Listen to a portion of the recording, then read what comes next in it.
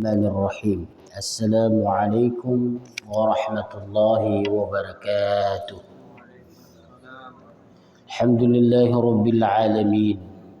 Wassalatu wassalamu ala asyrafil anbiya'i wal mursalin. Habibuna Muhammad sallallahu alaihi wasallam wa ala alihi wa sahbihi ajma'in. Fa ya ibadallah, usini wa iyyakum jami'an bittaqwallah. Ittaqullah haqqa tuqatih wa la tamutunna illa wa antum muslimun. Sidang jamaah salat subuh yang dirahmati Allah Subhanahu wa taala, marilah pada subuh yang mulianya tanya panjatkan rasa puji dan syukur kepada Allah atas limpahan rahmat kesihatan kepada kitanya. Di antara nikmat juga yang paling besar adalah waktu sihat, waktu sehat. Kalau orang tanya bagaimana nikmat paling besar itu, kan nikmat yang sehat itu paling besar. Kenapa kita bukan menikmat sehat? Betapa banyak kita lihat orang sakit, dia ingin kembali kepada waktu sehat, dia ingin ibadah. Bahkan ada yang berbaiat, katakanlah bersumpah, ya Allah, andaikan aku bisa kembali waktu sehat, maka izinkanlah aku banyak beribadah. Banyak orang-orang kita lihat hari ini, kalau tajak musik umum yang ramai ke wacana transfusi darah. Apa gunanya? Darah, cuci darah, cuci darah. Nah, kita lihatlah orang-orang sakit, lalu mereka, kalau kita tanya semuanya mau bila sehat Allah, belajar ibadah, belajar atau masjid beri. Sebenarnya waktu sehat itu kita pergunakan, inilah waktu-waktu ibadah ya, seperti solat berjamaah, menghadiri majlis-majlis zikir, majlis ilmu. Nah, ada guna lagi waktu kita sudah sakit, maka jaga waktu sehat sebelum datang waktu sakit. Kemudian juga nikmat Allah itu waktu al-faragh, waktu yang kosong. Artinya sebelum datang waktu yang sempit. Tanya mana lapang juga Allah, ni lapang ana. Ya, gunakan itu waktu lapang. Karena sudah waktu sibuk, nanti sudah. Nah, ininya. Bagi kita bersyukur pada Allah masih sehat, masih lapang, sehat badan. Maka itulah tanda barakah. Kalau orang mengatakan barakah itu, barakah bukan hanya fi barakatil rizqi. Barakah itu tidak hanya barakah rezeki. Barakah itu adalah juga barakah dalam dalam kesehatan, dalam waktu kita berbuat amal soleh. Maka doa akan sering disampaikan, umpamanya sering dibaca oleh imam.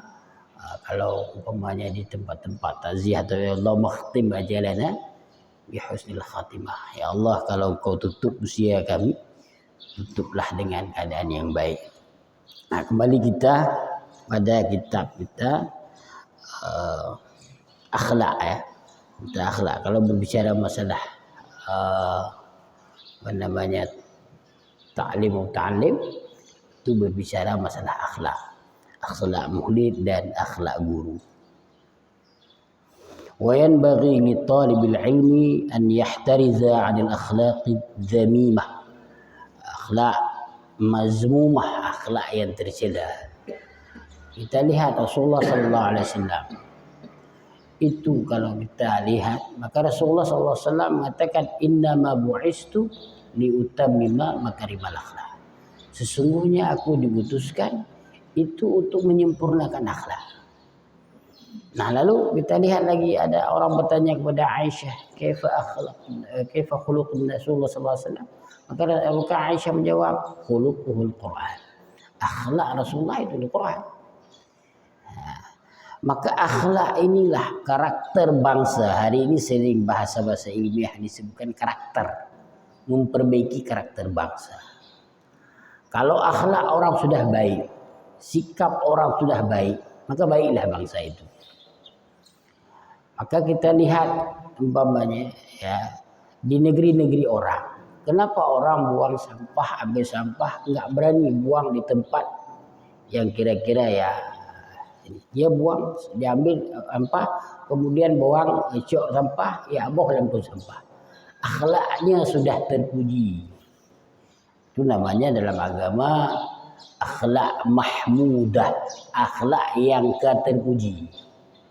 Laisa mazmumah, bukan akhlak yang tercela. Jadi terbentuk karakter itu, akhlak. Maka akhlak itu dibentuk dengan apa? Yang pertama pembentukan akhlak itu dengan ilmu. Yang kedua pembiasaan. Dibiasakan.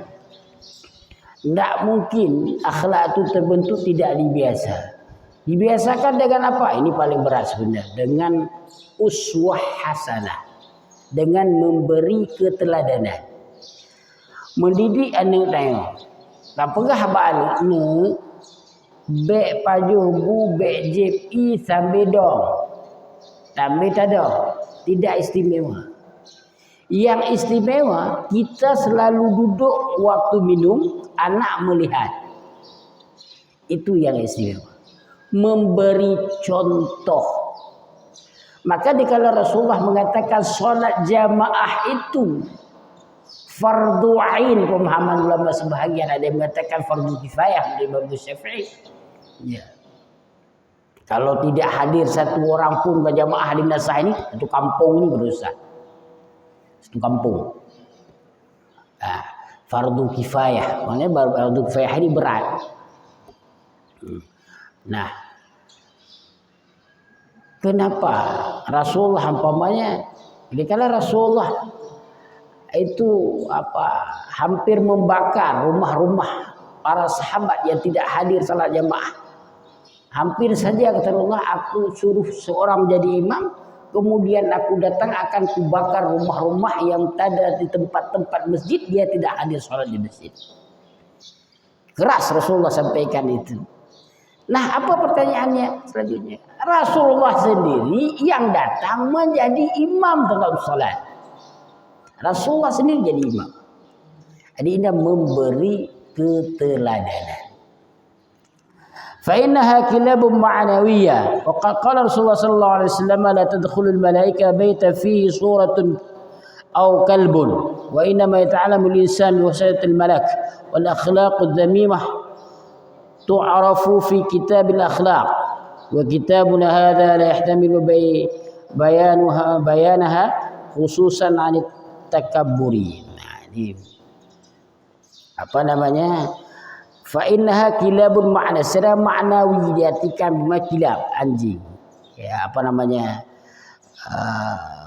Ini karena memang wa qala Rasulullah sallallahu alaihi wasallam la tadkhulul malaikah baitan fihi surah aw kalbun. Jadi tidak Rasulullah sungguhnya kata Rasulullah malaikat tidak masuk rumah yang di dalamnya ada foto-foto gambar-gambar yang tidak baik wa kalbun atau apa namanya ada anjing di dalamnya.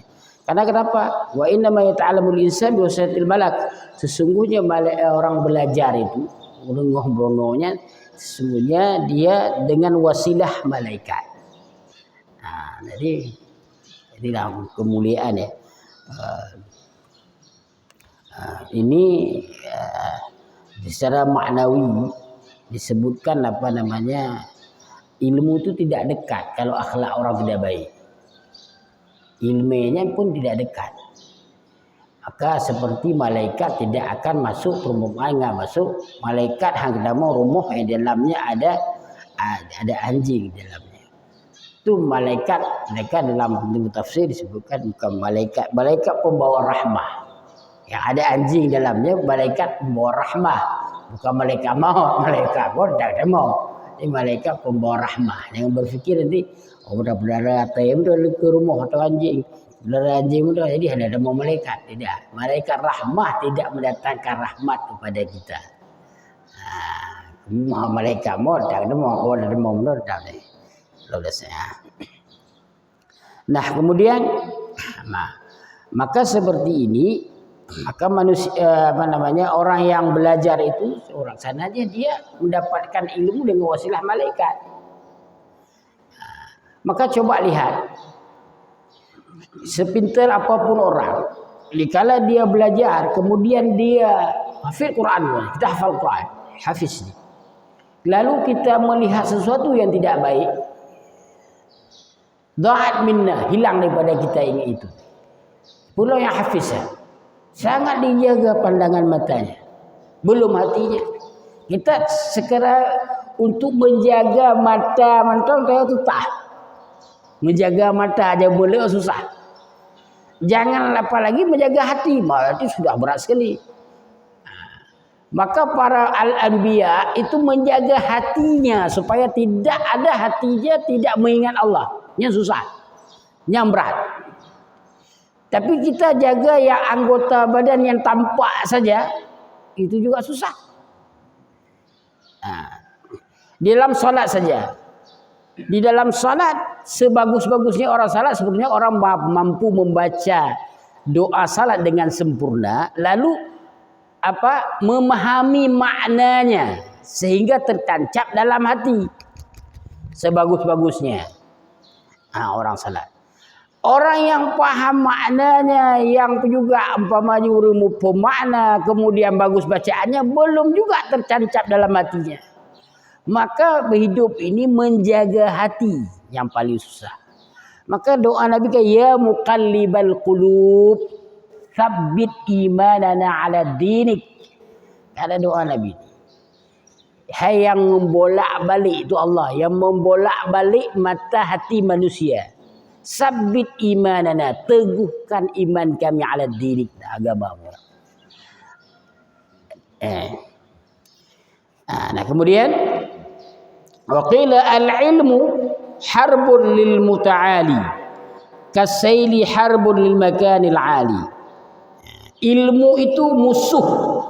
Ilmu itu musuh bagi orang yang sombong. Ini sikap juga yang tidak baik. Mazmumah, sombong. Ilmu itu musuh bagi orang yang sombong. Coba lihat orang yang enggak terpakai kehidupan dunia, bukan orang yang tak pintar. Ada orang biasa-biasa saja tapi mudah berkawannya. Ada orang tapi orang yang sombong dia pintar maka enggak terpakai di mana-mana. Banyak orang umpamanya ini karena lahirnya sombong maka Allah hancurkan dia. Ini sombong. Maka musuh orang berilmu itu adalah sombong.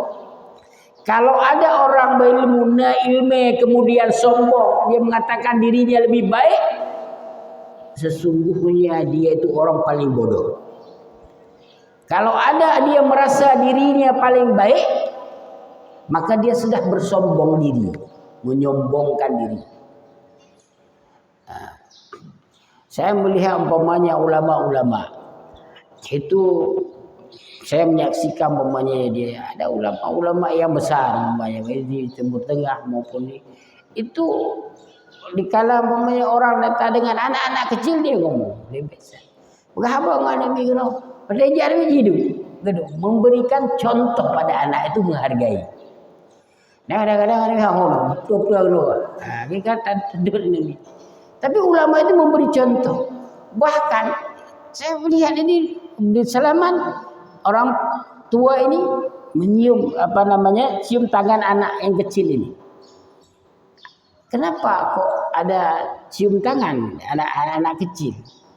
Maka dia menganggap, saya cek kenapa dia menganggap anak kecil ini tanpa dosa karena dirinya banyak kali dosa. Bagaimana ulama yang sudah besar? Ya, kita kata kalau ilmunya banyak, tapi dia datang depan anak-anak, kemudian salam memanah, dia ciumkan tangan anak-anak. Dia katakan mana muridnya kata apa? Kenapa engkau mencium tangannya dari anak yang kecil? Sesungguhnya dia lebih mulia ketimbang aku. Aku sudah panjang hidupnya, belum tentu amalku diterima. Dia andai kata meninggal hari ini dia tidak ada dosa. Dia katakan seperti itu. Itu bahagia maziah. Maka orang berilmu itu selalu menghormati orang lain. Jadi kalau orang berilmu umpamanya Allah tadi, itulah musuh daripada orang berilmu itu adalah itu kesombongan. Kasili harbul lil makanil ali, bagaikan banjir, air bah. Dia musuh bagi tempat daratan yang tinggi. Ini perumpamaan dalam syair. Jadi air itu dia tidak musuh, adanya tidak akan naik ke tempat yang dataran tinggi karena memang sifat air dari tempat yang tinggi mengalir ke tempat yang rendah. Nah, kemudian waqila bijaddin la bijiddin kullu majdin fahal jaddu bila jiddin bimajdin. Kemuliaan itu diraih dekat kemuliaan Allah. Jadi derajat kemuliaan manusia itu diraih dengan kemuliaan Allah. Bukan karena usaha kita, bukan karena sungguh-sungguh kita, bukan. Ada orang yang sungguh-sungguh tapi derajatnya tidak tinggi.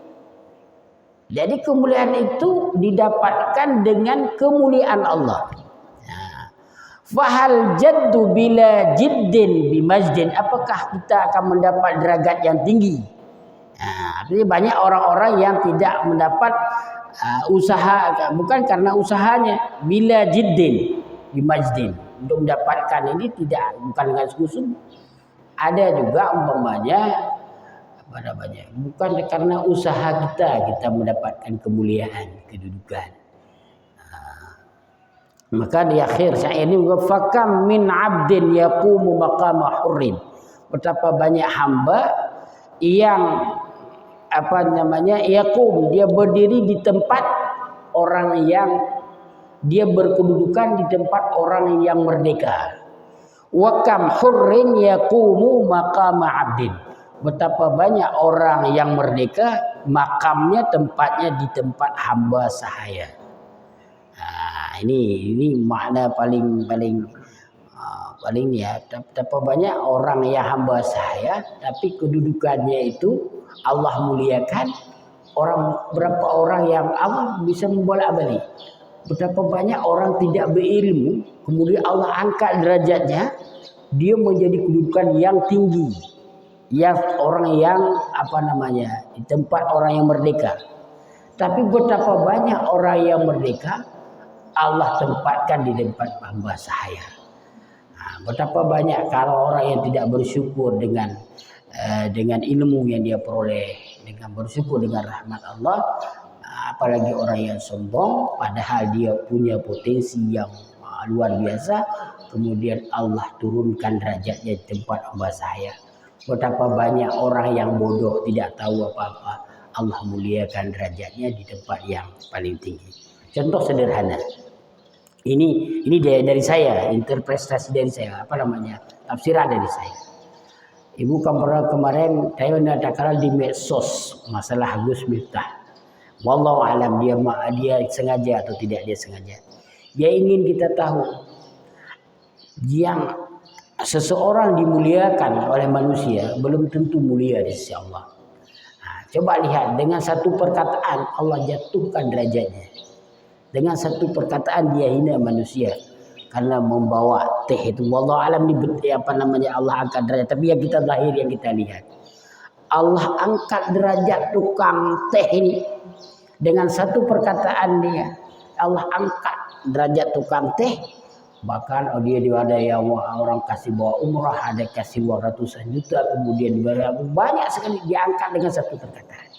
Berapa banyak orang yang mengaku dirinya merdeka, orang merasa dirinya mulia, Allah jatuhkan derajat, harus dia minta maaf pada seluruh masyarakat Indonesia. Ini yang ingin saya sampaikan. Inilah makna yang Allah rasakan, yang Allah sampaikan kepada kita, apa yang para ulama sampaikan juga melalui kitab-kitabnya, adalah betapa banyak orang yang merdeka berkedudukan di hamba saya, betapa banyak orang hamba saya Allah muliakan kedudukan di tempat yang ini. Ini yang ingin kita sampaikan, akhlak ini. Nah, Pak Ibu yang dirahmati Allah Subhanahu wa taala, ini waktu sikit, jadi 5 menit lagi.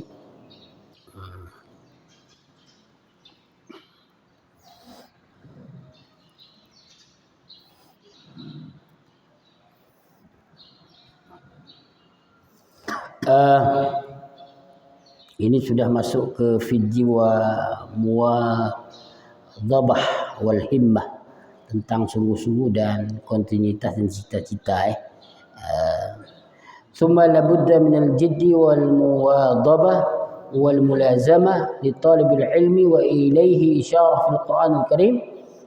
Qala ta'ala walladzina jahadu fina lanahdiyannahum subulana. Ini bagi penuntut ilmu, dia harus sungguh-sungguh. Kemudian harus istiqamah. Orang ini kan susah istiqamah. Coba lihat umpamanya seseorang berdagang, berhasil dagangnya karena dia istiqamah. Dari umur sekian dia istiqamah. Orang menuntut ilmu juga demikian, istiqamah ini. Betapa banyak orang pintar karena tidak istiqamah dalam menuntut ilmu, maka tidak berhasil. Istiqamah ini penting sekali. Maka anak-anak kita suruh ajar istiqamah. Salat tidak perlu banyak, salat sunnah. Salat tahajud saja 2 rakaat. Kemudian salat duha 2 rakaat. Ya, sudah cukup. Tapi istiqamah selalu rutin tiap malam salat tahajud. Kemudian salat duha setiap hari kita salat duha. Kalau ditambah dari salat wajib. Tapi kalau nggak mampu jaga yang sunnah, yang wajib jangan tinggal. Istiqamah. Nah, kemudian bagi orang menuntut ilmu ini penting juga istiqomah. Banyak orang pemainnya pintar karena nggak istiqomah, kalau di kampus ini kuliahnya nggak selesai karena nggak istiqomah dia. Nah, kemudian juga banyak di tempat-tempat pendidikan, nggak di pesantren-pesantren, kalau nggak istiqomah itu tidak akan berhasil. Bahkan di akhir-akhir kalau hadis Nabi summastaqamu, kamu beristiqamah. Sering hadis-hadis Nabi ditutupkan dengan fastaqam. Udah kamu istiqamah saja dengan itu. Beristiqamah. Ini penting bagi orang menuntut ilmu. Kemudian walladzina jahadu fina lanahdiyannahum subulana, dan orang-orang yang berjihad mencari keridaan kami dalam menuntut ilmu, maka kami akan menunjukkan kepadanya jalan-jalan, kami buka jalan-jalan yang lebih banyak, ya. Jadi orang yang istiqomah dalam menuntut ilmu, dalam belajar, ya, Allah buka jalan-jalan, ya, Allah beri hidayah, kemudian Allah beri petunjuk dan jalan-jalan kebaikan yang lainnya. Ini penting dalam hidup ini. Aku bagi tanya umpamanya, ya sungguh-sungguh anak-anak kita sungguh-sungguh dia belajar. Karena dalam sungguh-sungguh itu kemudian kita berdoa, dalam doa Allah dikabulkan, maka Allah beri jalan-jalan keluar dari masyakah-masyakah kehidupan ini. Banyak dalam hidup ini orang usaha dia keras, berdoa kepada Allah Subhanahu Wa Taala. Hampir tidak ada orang yang nggak berhasil karena usahanya yang bagus. Ya, kemudian dia taat pada Allah, pasti Allah beri jalan. Kadang Allah tidak memberi jalan satu ini, kemudian Allah beri jalan-jalan yang lain yang memberikan dia manfaat dan barakah daripada rezeki dan ilmu dia. Nah, ilmu kita ini juga harus, kalau orang yang menuntut ilmu, bagi orang alim ini paling susah apa? Menjaga ilmunya. Kedua apa? Mengajarkannya kepada orang lain. Tidak ada maknanya orang punya ilmu nggak mengajar orang lain. Nggak ada maknanya orang berilmu tidak mengajarkan orang lain. Paling baik, paling mulia manusia, yaitu dia memiliki ilmu lalu mengajarkannya ilmunya kepada orang lain. Ya, ini saja mungkin yang bisa saya sampaikan, karena memang yahtaju fit ta'lim, itu ya al-muta'allim wal ustadz wal ab. Nah, 3 tempat ini yang butuh. Pertama kalau si mujahadahnya, kalau dalam ilmu itu ada 3 yang sangat dibutuhkan. Yang pertama adalah muta'allim, orang yang belajar. Yang kedua ustaz, kemudian orang pengajar. Yang ketiga ab. Yang ketiga adalah abi, bapaknya yang membiayainya dan sebagainya. Nah, coba bayangkan kalau ini tidak dukung, 3-tiganya nggak berhasil. Bagus gurunya, bapaknya nggak dukung, sama aja. Akhlak anaknya bagus, gurunya nggak bagus, sama aja. Maka ketiga-tiganya itu harus bagus dalam menuntut ilmu. Ini sedikit daripada kemuliaan bagi orang-orang yang menuntut ilmu. Dan juga kita harus memperhatikan tiga ini.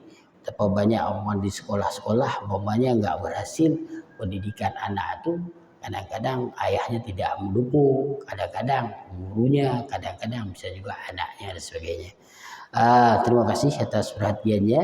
Mungkin kalau ada sesal diskusi bisa 1 atau 2 kita diskusi. Fadhal kalau ada, kalau nggak ada kita tutup. Mungkin bisa Ustaz jelaskan tentang yang pentingnya membentuk karakter, bagaimana real kondisi real dari pesantren, pesantren Ustaz, apa yang dilakukan untuk membentuk karakter santri. Ini punya Prof. Pertanyaannya singkat tapi memang ya, Bapak Ibu yang dirahmati Allah Subhanahu wa taala, paling capek itu membentuk karakter orang, bukan ilmu. Paling capek. Maka emosi orang itu membentuk karakter. Kenapa memaji hina urun cik gepohan? Saru gepoh. Karena sikap kan, sikap anak, karakter. Maka bagaimana kita bentuk? Yang pertama, membiasakan diri. Kita memberi keteladanan pada anak. Kalau di rumah ayah, ibundanya. Maka sering saya sampaikan, kalau anak itu berbicara dengan orang lain, kahke dan sebagainya bahasa kasar, yakinlah ayah dan ibunya seperti itu di rumah berbicara. Kalau anak itu panggil dah, kemudian pegawai janganlah kuruci, yakinlah ayah ibunya seperti ini di rumah. Enggak jauh dia. Menyangku menanam. Tapi kalau karakter ini dibiasakan dari rumah tadi, makanya saya sampaikan orang dikasih ke lembaga pesantren. Pesantren ini bukan orang tempat berubah orang, enggak. Melatih diri. Di rumah sudah baik anak ini, kemudian datang ke pesantren, berhadapan dengan orang-anak yang lain lagi, kemudian dilatih lagi, dibiasakan lagi. Dengan ini dihadapi 2 orang, ayah bundanya, mungkin agak lebih ringan emosinya, 2 orang, dan ayah selalu santun dan ibu selalu santun. Begitu datang orang komunitas yang ramai di kelas dengan jumlah dengan 35, dengan karakter si A seperti ini, si B seperti ini, si C seperti ini, emosinya bermain lagi.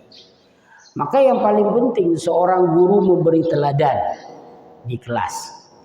Seorang guru memberi teladan di mana kalau ustaz harus dalam berbicara, lemah lembut tutur katanya. Tapi enggak sederhana, enggak akan sederhana. Ustaz bisa enggak sederhana. Karena kenapa? Anda berbicara dengan anak baik lagi sholat bisa. Tapi bagaimana dengan para anak umpamanya begitu ahli ini kehidupan ini? Bagaimana bicara? Itu emosinya. Maka guru itu harus menekan merendah emosinya. Maka yang kedua adalah yang pertama membiasakan, yang kedua memberi keteladanan. Teladan. Bagaimana memberi keteladanan? Kita sendiri yang harus lemah lembut kepada anak. Guru sendiri. Kemudian lingkungan itu harus dibiasakan. Memang nggak susah, nggak mudah membiasakan lingkungan. Jangankan lembaga yang begitu besar, di rumah kita, ya coba nak nanti makan ya setelah salat zuhur. Anak ini kayak ibayu boleh. Itu satu yang kita biasakan saja untuk dia. Itu di rumah. Nah, nanti mandi dulu ya. Habis mandi baru makan. Baju baju. Itu baru yang mana? Itu beda.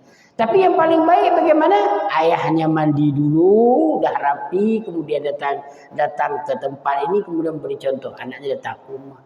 1 kali tidak dia lihat, 2 kali nggak lihat, 3 kali pasti.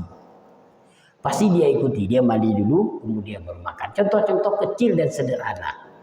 Nah, membiasakan diri kita untuk berbuat baik anak sendiri akan mengikuti kebiasaan-kebiasaan kita. Maka lembaga di pesantren apa yang paling susah? Yang paling susah waktu libur. Saya mengamati anak yang sudah dia ada di pesantren di mana saja, tapi enggak semuanya, tapi hampir rata-rata. Mamanya di lembaga apapun, anak-anak di pesantren sudah kita didik dia, sudah kita kelak karakternya sudah tambah baik, sudah 60%. Seharusnya anak ini kan nanti kita tinggal tambah 40% lagi. Tapi apa yang terjadi? Yang terjadi berbeda. Di pesantren tidak ada HP, kita jaga tidak nonton game, kemudian tidak ada yang apa-apa. Karena kalau umpamanya dia melanggar, kita beri hukuman, punishment, mahkamah dan sebagainya. Nah, kemudian waktu dia balik ke rumah, rumah, jual HP ni uci. Tapi jaga dia main HP roh. Alah main HP roh. Kata dia, yang main hanya tongol. Yang pesantren kan jelas kawannya siapa. Jadi ini balik lagi ke pesantren, maka inilah yang paling susah. Dia akan mulai dari nol kembali. Bukan dari 60 mencapai ke tadi, enggak. Sudah balik lagi ke nol lagi. Dengan kata-katanya udah kasar, peramanya enggak kasar, kemudian udah kasar karena biah terbentuk dari lingkungan. Maka yang paling capek itu adalah melatih diri di menghadapi anak-anak sekarang kan lingkungannya. Berhati-hatilah di lingkungan seorang itu, maka lebih baik kita menjadi orang yang bodoh tapi di lingkungan orang yang pintar, kalau bahasa hari ini, daripada kita orang pintar tapi di lingkungan orang yang bodoh. Lebih baik kita menjadi orang yang biasa-biasa saja tapi di lingkungan orang yang soleh, ketimbang kita berada di tempat yang tidak baik tapi kita dianggap soleh. Ini ya saya sebagai diskusi. Dan lain enggak ada. Kalau enggak ada, ya kita tutup majelis kita dengan membaca kafaratul majlis. Subhanakallah bihamdika asyhadu an la ilaha illa anta astaghfiruka wa atubu ilaik. Syukran. Assalamualaikum warahmatullahi wabarakatuh.